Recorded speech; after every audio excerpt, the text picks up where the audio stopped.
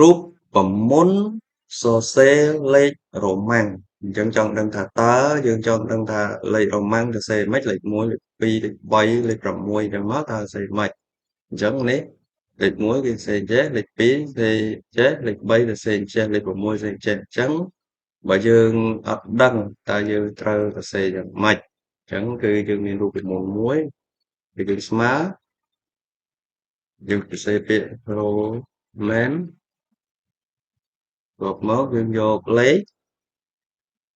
យើងយកលេខកន្លែងណាដែលយើងចង់ឲ្យវាបំលែងទៅជាលេខរ៉ូម៉ាំងហើយយើងបិទវងចោតវិញអញ្ចឹងតែប៉ុណ្ណឹងយើងនឹងបានលេខរ៉ូម៉ាំងហ្នឹងហើយ